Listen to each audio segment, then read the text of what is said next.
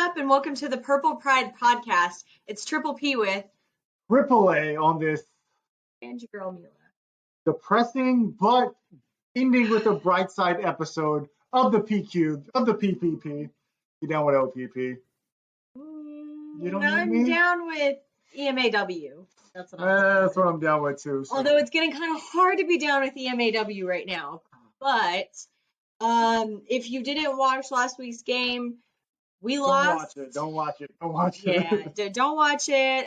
We lost to Iowa State. We had no business losing that game, but we did. We played like trash, so I guess I take it back. We did have every business losing that game. I guess that segues into let's go into that eval and get the last bit of this game out of our mouth so we can move on to some better days. Mm-hmm. But before we move on, eval, let's go. All right, so if you're new here, the eval is your E, the event that changed the game. Your M is going to be your MVP, A is going to be your audible, and then your dub is going to be what went right and what went wrong. So you can imagine there's probably a lot to cover and unpack here. So let's get right into it with the E. And just recapping the score, we lost 33-20. It feels like that was way close. Yeah, it was a very, very difficult game to watch. But anyways, hit him with that E, the event that changed the game. I mean, the event that changed the game was the start of each half. So, like, you talk about the first half, how that started. Big play, touchdown. Paul goes for 75 yards on the first play of the game. K-State's first possession of the game ends in an interception, ball going through the receiver's hands. Second half, how does that start? K-State punts. Iowa State goes on a 18-play, 93-yard touchdown drive that takes 10 minutes off the clock. So not only do they score, they basically eliminate any chance that you have at coming back in that game by doing so. So, like, the start of the halves is the event that changed the game because each one set a tone. One set a tone that we are here to dominate, and the other one set a tone that you're not going to come back on us. And unfortunately, both those events did not help you. It was a very, very painful game to watch. There's so many things that could have gone right here, but I'll go right into the M, which is our MVP. And honestly, with the game this atrocious, it's been really, really hard to find a bright spot here. So I think you and I kind of agreed on Brooks and Vaughn, I guess. I mean, both had solid games. It was just too little too late. I mean, not just from them, but it was too little too late from everybody. It's like, oh, y'all want to play the last 5 minutes of the game? Well, guess what? There was a whole other part of this game that y'all didn't decide to play. I mean, even with that, too, it's like, why were we huddling, in the fourth quarter? Like, time is precious, no huddle. Yeah. Let's get into a rhythm. And the best way to keep our defense unbalanced and get them tired is no huddle. So, yeah. A lot of curious things, but when we had to pick an MVP, I mean, Vaughn had a good game, but it wasn't a Deuce Vaughn game. Right. Brooks had an okay game, but it wasn't a playmaker, X-Factor type game that we're used to Brooks. So, it was a little bit of a struggle to pick that MVP. Mm-hmm. All right, so I guess let's go into the A, the audible. I mean, another tough one for us this week. Yeah, and, honestly, I couldn't find any audibles on the K-State side that, made an adjustment or made an impact for us, right? Maybe the end of the game, but again, too little, too late. And I mean, even then, you find criticisms with it, right? We weren't going no huddle. We were wasting time on the clock huddling. We wasted precious, valuable seconds. So honestly, the audible of the game is it goes to Iowa State choosing to receive, going against the odds that say you should defer and get the ball to start the second half, choosing to set the tone. That was the audible. They set the tone from the start in a hostile environment, a place where they hadn't won in over a decade. And that was an audible. That was something big, something risky that they did, and we couldn't stop Hall, we couldn't stop Purdy because they set the tone very early. Yeah. All right, and with that great note there, maybe let me bring up the spirit. So I'll hit y'all with the first dub. So what went right? K-State fans showed up. We travel usually, so there was definitely a lot. You could hear the energy and the ampness, and I mean, it was a home game, but we showed up for it. Yeah, there.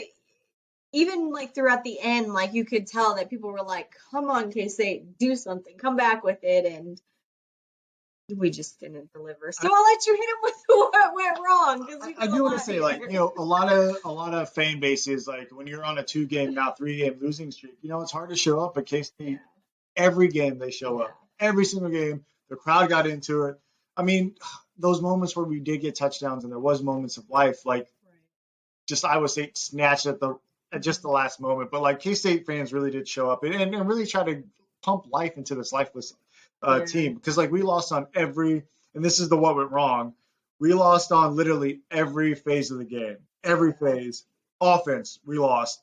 Defense, we lost. Heck, Brock Purdy threw for around 200 yards. 100 of those yards were after the catch. 100 of those yards, over 100 yards of his 200 came after the catch. Do you know what that means? That means you weren't tackling. That means you couldn't wrap up. It was a gang tackling. All over that field.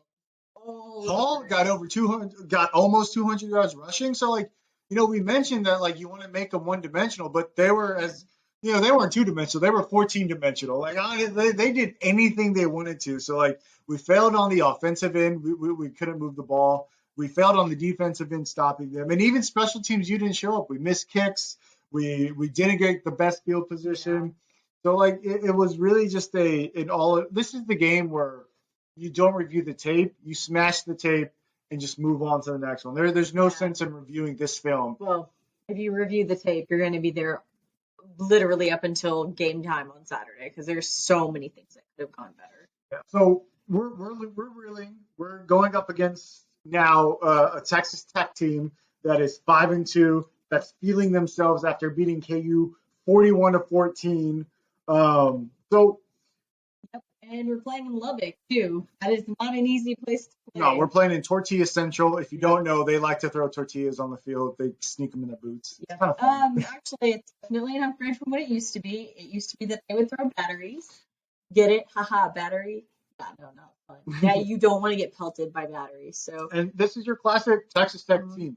Explosive offense, but with a little bit more balance, right? Like the Leach offense of yesteryear was air raid, right? Still explosive, but this one just has more balance with it in the run game. So, do you want to go over some of before we get into the keys of the game? The keys. Do you want to go into some reasons to be hopeful before we go into the keys? Yeah, sure. Kleiman has never lost to Texas Tech. Never. That's a good stat going in. Ever. What else? They also cannot stop the run. So that means Deuce Vaughn, go on a spree. Get your yards. Let's break some records here. What team has the All-American running back? I'm just saying. I'm not saying, but I'm saying. Everywhere. What's another reason to be hopeful? Let's see. The Red Raider Rash. Oh. The Red Raiders have a ton of turnovers. I think this season alone, they have turned the ball over 12 times. 12? Oh, have they played 12 games? No. That's the sad part. That's okay, that's good. Well, what's another reason? They're also playing with their backup quarterback. So that's got to be good somewhere. I think he's only thrown like 3 touchdowns. So he's thrown 4 TDs and 3 picks. Like that. That's not a great stat line right there. Gosh. Oh, Henry, we've got to hurt Mr. Henry. Yeah. And Skyler, please. This is the game where you're like, hey, I'm back for real. I'm back. This is his revenge game because this is the team that hurt him. So like that's the last factor, right? Is like if there was any game, the king of the skies is gonna show up for, it's gonna be this game. So we got undefeated Kleiman, we've got revenge Skyler, we've got Henry who has a problem scoring, we've got turnover city and Tech, and we've got a team that can't stop the run. All those things are positive going into this game. So let's get into those keys to the game. Oh man, I really wish we had some keys. I know, right? Let's get Keyshawn Johnson. Oh, good. I like that idea. Can you work on that? All right, do you want to hit it with the first key to the game? Key. Okay. Anyways, so I kind of alluded to it before, but feed Vaughn. Feed him all day because they're not going to stop this run. So Feed him. And when you're feeding Vaughn and he gets tired and needs a spell, who are you gonna feed? Irvin. Feed him then. Oh, okay. With the Halloween game. Tech has a soft run D. So what's our magic number that we need to hit rush yard wise? 200. Is that two Dos Equis? I knew you were going to say that. That's why I did a big sigh. Dos Equis does not mean 200. It means 2 X's, literally like the beer. Oh, no. I mean, Dos Equis is a pretty strong beer. I feel like that's 200 proof. You know, Dos Tien. I don't know, man. Are you sure? We're going to go with 200. 200. It does two things, right? You take advantage of that soft run D, and you limit the amount of time and the number of possessions that explosive Tech offense gets. So that's why. You know what I just realized? That's what New England tried to do with the Cowboys? No, but okay. Back to your Dos Equis. What's up? 2 X's wouldn't even be 200 in Roman numerals. No, that would literally be 20. But it'd be like 2 and then like XX. Yeah. No, it would literally be 20. And I only know that because Forever 21 and some of their trendy stores, it was XXI, and I was like, what is that? I mean, word on the street is like Dos Equis is like the new slang for 200. No. That's what I heard. I've literally never heard anything. You sound sus. You gotta go on some different street. What is sus? How old are you? 12? I can tell you I'm not that old. Any bees. Let's go into the next key to the game. And I mean, I kind of mentioned it before, but oh Henry, you gotta put some pain on Mr. Henry, and that means it's blitzing time. You're facing a backup quarterback. You're facing a guy that has almost as many picks as he has touchdowns. So two things are going to happen. You're either going to sack him, put pressure on him, or you're going to pressure him into mistakes. Mm-hmm. So you got to go after O. Henry. Since this is kind of Halloween themed, not really. But also O. Henry is a low candy. Talk about O. Henry. Have you even had an O. Henry? Are you old enough to have one? I didn't even have to do that. What do they taste like? Tastes like apples. Okay, what does it taste like? Is it like honey or what is it? Oh, honey candy. It's not honey. It's not good. Okay.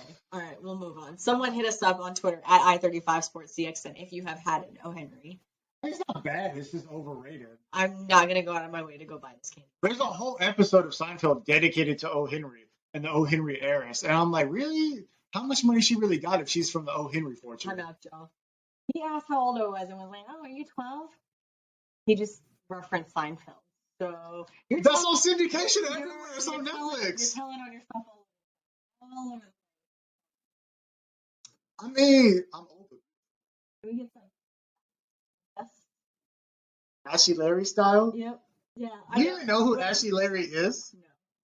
No. I imagine that when you clap your hands at games, that's Ashy Larry! When he had the dice and dust goes everywhere, that's Ashy Larry. Exactly. I'm not sure. Oh, I guess. I can't. That's Chappelle Show, but it's controversial now. Oh. I was too young for Chappelle. Oh, the Chappelle Show was so good, though. So good. I was not allowed. And honestly, we watched some of the Netflix Chappelle Show, and I just didn't really hit. Didn't slap. That's the most controversial thing you've ever said. Is it? I mean, I feel like it is. We're off track. Can we go to the last key to the game? Key to the game. You hit the key. No, you hit. All right.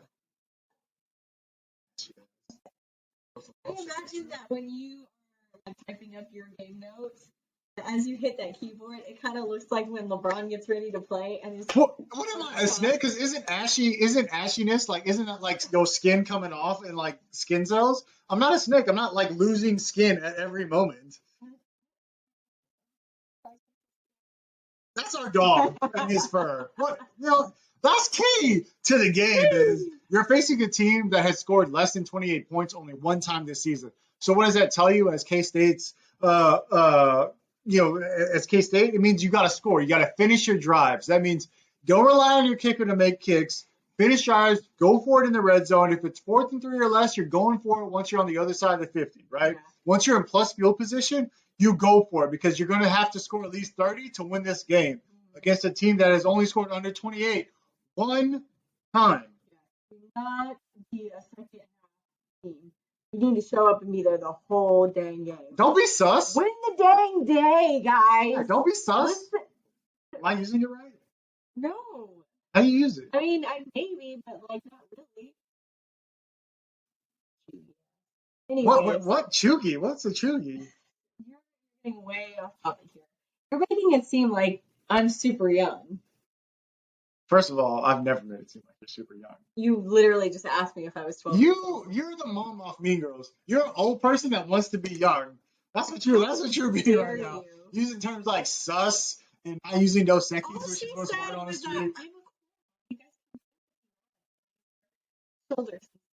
That was way too natural. That's literally not how I mean, literally no difference. Anyways, As she has her hair and hat on, classic mom vibes. I literally did not want to do my hair. Okay, next episode, I'm gonna be dressed to the nines, right? Yeah, dressed to the nines. I was gonna say that. Why are you checking with me? I don't know. You're a knower of old timey. I mean, they do say dress to the nines, but okay. they also say well, next episode, I'm gonna be dressed to the nines so that you can't say this about me. Also, this is a protective hairstyle for my curls, so thank you. Oh, anyway, back to the keys of the game. Let's recap the keys because there's so many tangents on this episode. There is. All Y'all are in for a true treat. First key, 200 yards. Feed your running backs, right? Vaughn, Irvin, boys got to eat. Second one, blitz, because with blitz comes turnovers and negative yardage, and O. Henry is a backup, so charge O. Henry. His name's actually Henry. I just like to say O. Henry. All right, that's key to the game is you got to finish these drives with touchdowns, not field goals. You go up against a team that can score a lot of points, only score less than 28 one time, so get them touchdowns. And if you like us enough to engage with us, you can find us on Twitter at I35SportsCXN. Tune into the game on Saturday at 11 a.m. It'll be in Lubbock. And make sure you like and subscribe to this page as well. Oh, and our podcast. Our podcast is for like Cowboys and Chiefs content. Oh, yeah. If you like Cowboys and Chiefs content, you can find us on I35 Sports Connection on all major streaming platforms. And of course, as we always say, pound the stone and win the dang day. Let's go, State. Eat 'em up, Cats.